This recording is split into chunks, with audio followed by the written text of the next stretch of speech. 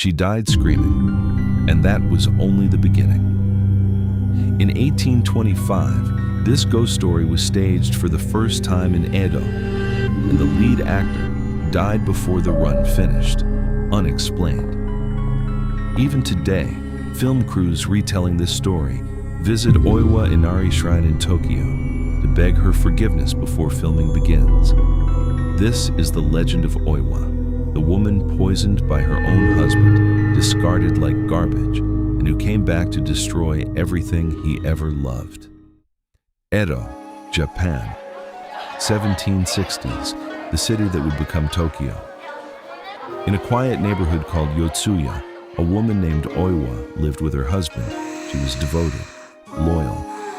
She had just given birth to their child. Her husband's name was Yemon Tamiya, a ronin, a samurai without a master, stripped of purpose and living on pride, charming on the surface, but beneath that charm, something cold.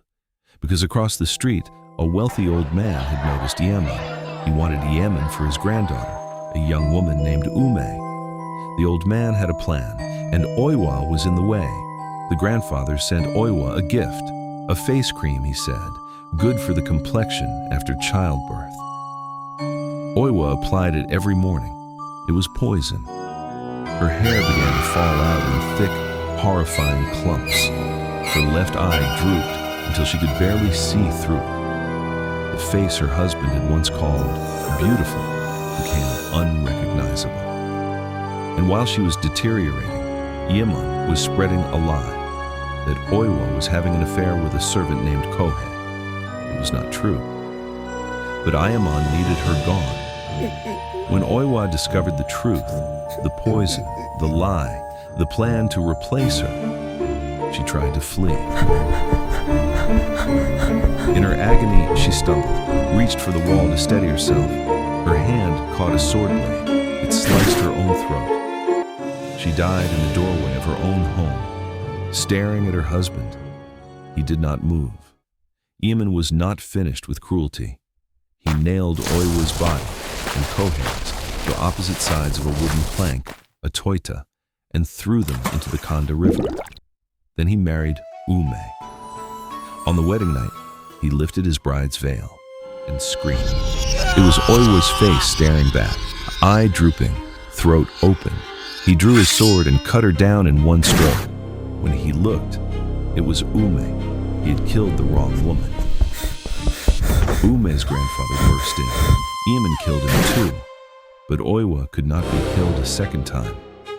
Her face appeared in the lanterns on every street, in mirrors, in the faces of strangers. Yemen fled into the mountains. Oiwa followed. Deep in the mountains, in a snake-infested swamp, Yemen met his end, killed by the brother of a man he had destroyed. Justice or curse. In Japan, the line has always been thin. Yotsuya Kaidan has been retold for 200 years, more than 30 films, endless kabuki performances. Oiwa Inari Shrine stands in Tokyo's Shinjuku ward today. People leave offerings. Actors bow before it before every performance.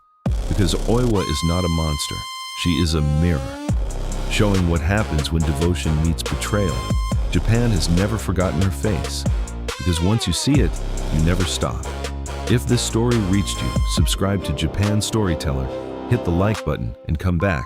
Japan's darkest legends are only just beginning.